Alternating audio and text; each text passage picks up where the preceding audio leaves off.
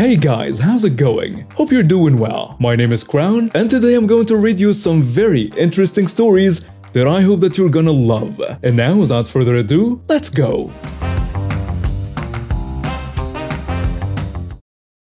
The cast of the following story is going to be me, the entitled mother and kid. The kid was probably about 9, male, and finally my friend. There were others there, but they had already left the studio by then. So I play guitar. I have played guitar for 6 years, and I'm in a band. We practice and I take lessons at this studio in the city I live in, USA. Earlier today I was walking out of the studio when the entitled mother and kid drove up. The entitled kid walked over to me and it went like this. "Mommy, look at that thing they have right there." Points at guitar case. "Can I have it?" I say, "No, sorry, this is my guitar, and it's expensive, so I can't let random strangers use it." The entitled mother adds, "No, let him use it. My baby has a right to it." and then she tries to pull it off my back. No, stop. I kept it on, she didn't get it. "Give it to me, or I will get you arrested for assault." She pushes me to the ground. My friend walks out of the studio. They are the drummer and had some extra stuff to work on before they could leave. My friend says, "Hey, do not touch my friend." "Shut up, you silly child." "Mommy, I want it now." "I'll do what my baby wants." She snatched my guitar case and runs into the studio. My friend and I followed her in, snatched my guitar and case back, called the police, and they checked the cameras outside of the studio. She was arrested for assaulting a minor, and I don't know what happened to the entitled kid. The cast of the following story is going to be my buddy, the good guy, Karen, the hell spawn, manager, and the nice cop. This isn't my story, but it happened to a friend of mine who I recently talked to the other night. Apparently my friend was on his way to get groceries in his 1980 Mustang that was willed to him by his deceased uncle. His uncle never had kids. He was happy to have been able to sell off his old junker and use the money from the car he had to get this 1980s Mustang up to date and fixed in whatever way possible. It looked great. Silver with black stripes down the middle and black pinstriping. All done by his uncle, who was once a mechanic and car painter. So he goes in, gets his week's worth of groceries, some sweets, stuff for work lunches, stuff for dinner, and so on. Imagine a bachelor's shopping cart with some of everything for the next week or two. Anyways, he's about ready to check out and notices he needs to get milk and eggs for breakfast. He quickly runs back to the milk section and notices there is only one skim milk left, but is happy to take it. And Karen walks up to him. "Oh, thank God. You're stock in the fridge. Here, you can just give that to me." No ma'am, this is the last one and I'm taking it. Also, I don't work here." "Oh well, you should still let me have it, as my angel here needs milk to grow up big and strong." She gestures to her hellspawn, who's giving me a rude look. Okay, there is almond milk or whatever, but I've been out of milk for a week and I need some for this week. Maybe try another store? There is a store a mile away, try there." "No, I need it now. You'll give it to me or I will call the police." "Fine, do it. I am leaving to check out. Do whatever." "Mommy, he's taking my milk." As he's walking off, they are talking and screaming about something. Maybe trying to convince the kid that they have to go somewhere. He doesn't care, he just wants to remove himself from the situation as soon as possible. He goes and checks out, not seeing Karen or her demon anywhere, and makes his way to the car. He's about halfway unloading his groceries when he can hear the kid yelling to his mom. Oh no, she has come out of the store. So he picks up his pace a little. I'm laughing hearing this over the phone, guessing what's going to happen next. Thinking she will scold him for being selfish and then speed off, but boy, was I wrong. She walks up to him with her cart and hellspawn in tow and says, "Wow, is this your car?" Yes ma'am. My uncle." She cuts him off. "That's not possible. You must have stolen it. There's no way a punk like you could afford a car like this. I should have it. So, how much, My friend cuts her off this time. "Excuse me? No, this is my car. Now get out of here. Don't you dare! How dare you raise your voice at me? I am calling the police for harassment. Fine, just do it, okay? Let's see how the cops want to interpret this. He finishes unloading his groceries and quickly puts his cart in the cart return. About 3 minutes go by and a police car shows up. The nice cop comes out and says, "What's going on?" "I was told there was a disturbance here." My friend starts saying, "Yeah, but of course she cuts in. Oh, thank God you're here, officer. This punk was trying to steal my husband's car." The cop turned to my friend and asked if this was true. My friend looked at him and said, "No, it's not. She's making stuff up since I probably annoyed her by taking the last milk in the store. And she's been..." "No, he's lying. He tried to take my husband's car while I was looking away, and he's upsetting my baby. Arrest him now, officer." "Sir, what she's saying isn't true." The nice cop says, "Okay, well, who has the keys?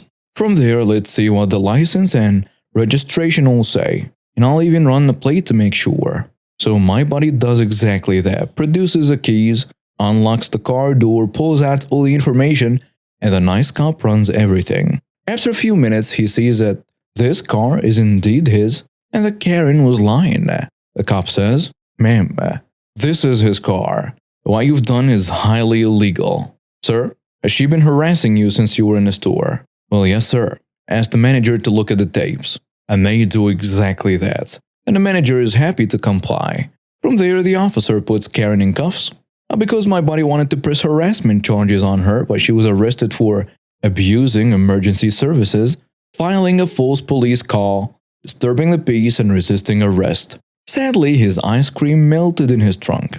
But he said it was worth the cost of admission to watch Karen get taken down a pig and put in cuffs. This encounter with a wild beast wasn't mine but my mom's. My mom is a teacher there.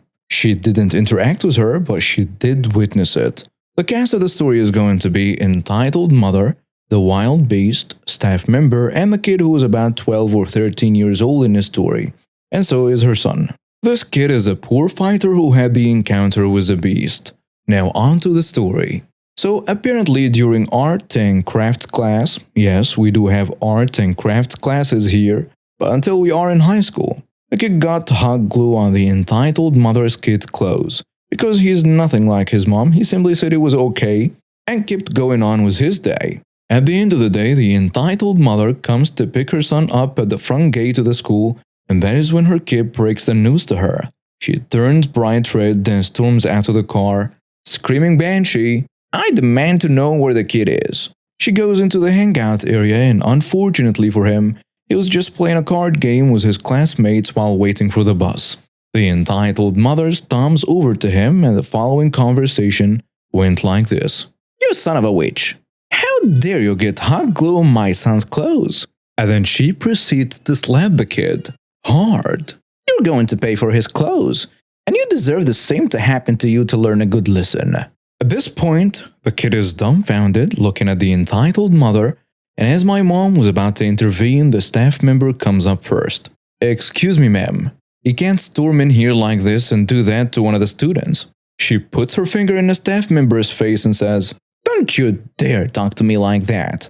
He did bad to my little precious angel, and now he got what he deserved." At this point, more kids have gathered around and all of them were looking daggers at the entitled mother because both the staff member and the kid are really good people, and most students love them. She now has a group of 12 to 14-year-old students looking at her, ready to snap at any second if she decides to do any more harm to anyone. So she just leaves to go back to her car. The kids' parents were called and they went to the police. At the moment, everyone was questioned and the entitled mother ended up getting arrested. This happened to me about a year and a half ago. I was in Colorado for work for 3 weeks and having a great time, while everything back home was seemingly a mess. My dad was spiraling downward from alcohol addiction, losing his job and wife in about a month. But this is a different story. It only matters because it so happened that I was letting my stepbrother live in my house, free of charge, while he figured things out. Well, the breakup between my dad and his mom happened while I was out of town, and he decided it would be best to move out. We have this mutual friend, Jimmy, who we played music with. Jimmy was a talented guitarist, and being that I had a dedicated jam room in my house, and my stepbrother and I also played instruments, Jimmy was around a lot. I had known him for about a year and he seemed nice enough and of relatively not so bad character, so I thought. And this is how the story unfolds. Stepbro is moving out the last week I'm supposed to be in Colorado, maybe Monday or Tuesday of that week. He recruits Jimmy to help move boxes and by Wednesday, they are done moving him out. Well, since I'm in the mountains and not getting great reception, I am not able to keep a close eye on my cameras. I get a notification on Wednesday night that my bedroom camera is offline. I try to look at the last footage captured, but the cell service is so bad that after 5 minutes of trying to let it buffer, I give up. Saturday rolls around and my neighbors who have been feeding my cats ask if my back door was open for some reason. I immediately go into what the heck mode and think back to my camera going offline on Wednesday. I was finally at a place with Wi-Fi. I was able to check my camera. The first thing I see is Jimmy opening the door to my bedroom and starting to have a look around. The jerk spent 10 minutes going through every drawer in both closets in my room. He knew nobody was home and was going to be for several days. So he took his sweet time. After pillaging my closet for a few bucks and some small green items, he leaves, then comes back for a second sweep 5 minutes later. Well, this time he's munching on some crackers he surely got from my pantry and leisurely jaunting around my room just observing. A few minutes into this, he begins to look at this shelf mounted in the corner above my dresser. The shelf has a few random trinkets on it, as well as a Nest Cam partially hidden in a clock, but the lens is still noticeable if you're paying attention. Well, it caught his eye as he scanned across the shelf and he had a literal jaw drop. The screenshot is probably my favorite picture I have. He immediately picks up and unplugs the camera, explaining why my camera had gone offline. Unfortunately for Jimmy, Nest cameras record to the cloud. So now I'm in a position of being over 1,000 miles from home, knowing what happened and weighing my options. I have one friend who I know I can trust, who also happens to be rooming with Jimmy. I call him and let him know that he should be keeping a close eye on his roommate, but not to tell him that he knows anything until I get back, as I want to be there in person to deal with the situation. Honestly, I'm glad I had those several days to make it back from Colorado. Otherwise, I would have done something stupid that could have gotten me in trouble, like messing with his car. I was absolutely livid enough to do anything. I figured going to the police is out of the question for some reasons, so I hatch another plan. I have the whole video of him going through my room, so I download it, make it a little shorter, edit out some parts to make sure he looks as stupid and embarrassing as possible while he's picking up my stuff to steal. And I laugh hysterically at the last cut, then post it to a social media platform. I also tagged all of our mutual friends in the post so they will be sure to see what a stand-up guy Jimmy is, while not mentioning Jimmy by name in the post. The title was something like, "Look what mutual friend of ours I just found breaking into my house and stealing from me." At this point, Jimmy doesn't even know that I know. Well, he found out pretty quick once all the "what the heck Jimmy" started pouring in on the post. Within 5 minutes, he had called me to explain the situation, that he has a problem with chronic kleptomania, and asked me to take the post down. I told him to get lost and hung up, and that was the last time that I spoke to Jimmy. We used to have a 2004 Kia Sedona van. At this point, it was over 10 years old with over 100k miles on it. It was geriatric, but it was our only vehicle, so what could we do? One day the car wouldn't turn over. We had recently enough bought a new battery from a big box mart store. You know what I mean. New batteries come with a warranty of either 6 months or a year.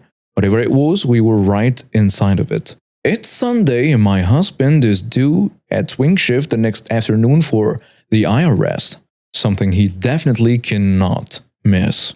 So he gets the battery out, puts it in a bag, and helps me load it into my carry-on suitcase. Why? I had a bus pass from college and I could ride for free.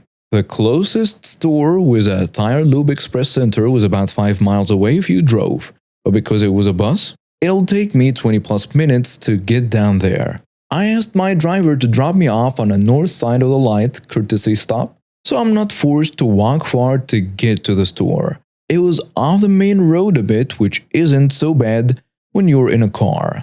But it's a lot when you're pulling a suitcase in the heat with a heavy battery the same size as one for a truck. He said no and pulled up to the main stop, which adds a half mile of walk into my trip. I have never had a courtesy stop denied unless it was a safety concern, like the driver would be impeding traffic. I get that, but this had me frustrated. I'm a big chick with genetically cursed knees. The reason I'm big, so walking is more difficult for me. So it's hot. The suitcase helped with some of the weight, thank you, physics and leverage. But I'm sore and frustrated by the time I make it all the way into the back of the store.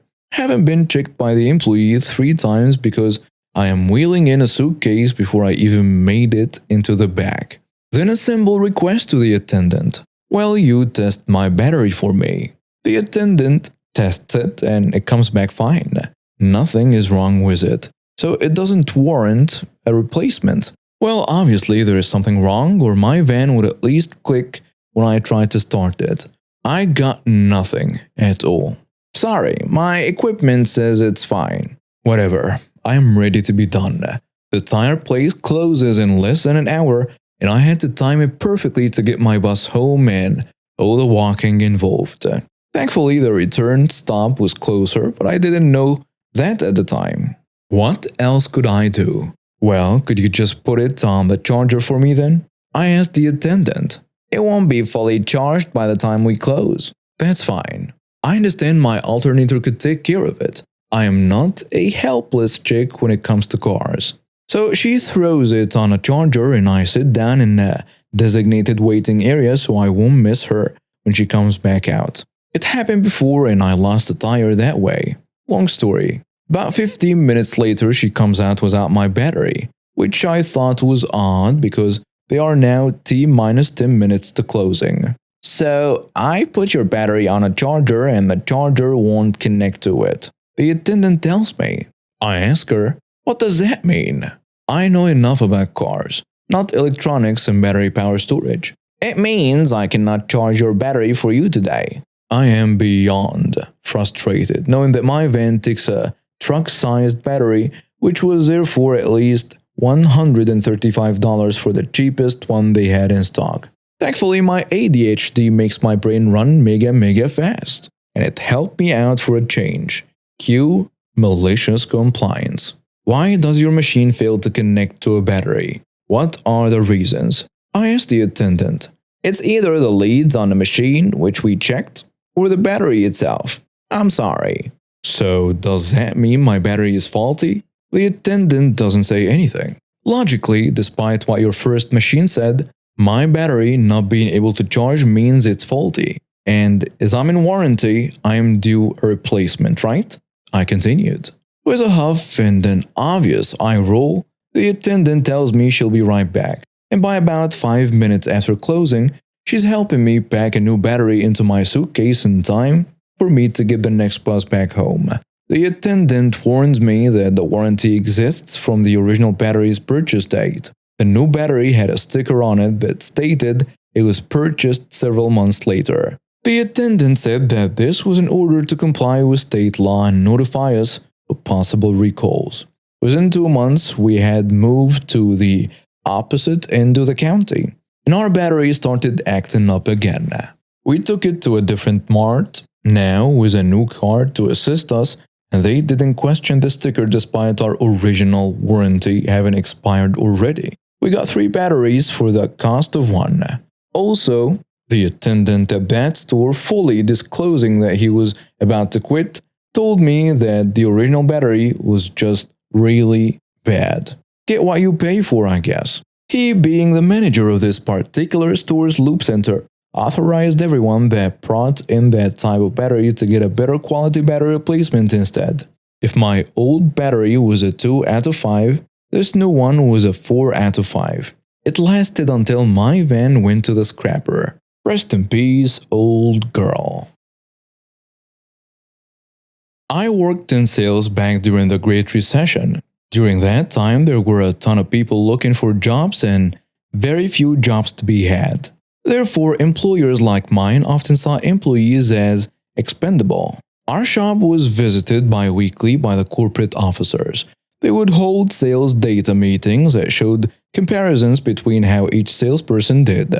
Not only was this super embarrassing for those who were struggling to get sales during the recession, but you could almost always predict who was getting fired that day by corporate. The store itself was run by some pretty cool people, but they were too under a lot of pressure to perform. We didn't get a commission until we justified our minimum wage paycheck. If you didn't justify your paycheck, you had to be prepared for that private meeting with a corporate representative to get fired. Your justification was based on a commission rate of the item. So, for example, if you sold a $700 item and it paid $14 commission, you just justified $14 of your pay. This, understandably, put the employees on edge and created a desperate and cutthroat environment. Oftentimes, you would be seconds from closing a sale, and another salesperson will claim you poached their client. Like, I sold them this $1 accessory 2 weeks ago. Therefore, this $400 item is my sale. Sometimes clients would walk out due to the arguments this created. Anyway, I was a relative newbie that year, which worked in my favor. I didn't have existing bad blood with the other salespeople, even if they already saw me as competition. So I found a niche in the store, maintained the stock, and waited for the clients to come to me. I knew that my clients could smell desperation on my colleagues and would decline help. So by the time they reached me, I just struck up a casual conversation. This worked really well. Most people were willing to work with me because I didn't pressure them to buy, and I asked them about their day. I could tell the difference between browsers and buyers, but I treated both with courtesy. A browser could be a buyer tomorrow, so I started racking up sales this way. I also noticed that the company required each employee to sell 2 service plans a week. These were gravy and pure commission, or in our case, justification. The problem was most salespeople would wait until closing the sale or ringing up to push these. By then, the client was unlikely to be open to add-ons. I tried a different approach. I introduced browsers and buyers to our in-house repair person, who was a stand-up guy.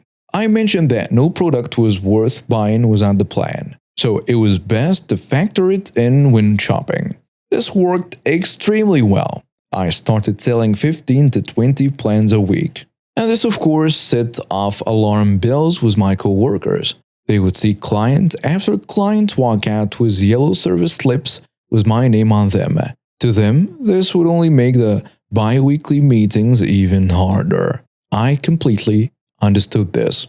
Now here's the thing. Could I have kept all of this for myself? Well, sure. But the workplace was so toxic, the commission was so minimal, and I felt so bad for these people who were just trying to survive that I started trying to build goodwill. It was a great recession after all. When my co-worker was in a sales slump or had a bunch of sick days, I would bring some of my sales under them.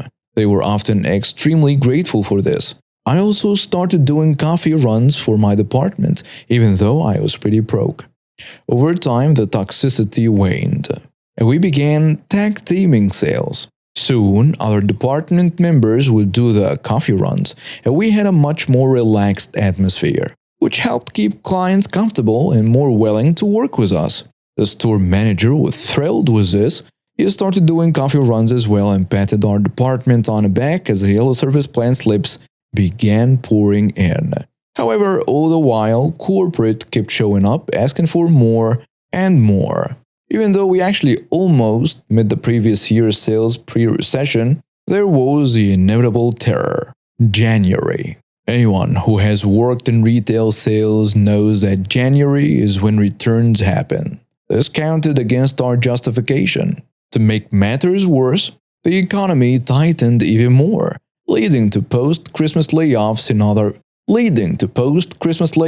other fields. So a huge wave of Christmas returns created a deluge of negative sales that just about destroyed everybody. Corporate held their first bi-weekly meeting of January and chastised us for not preserving the sales.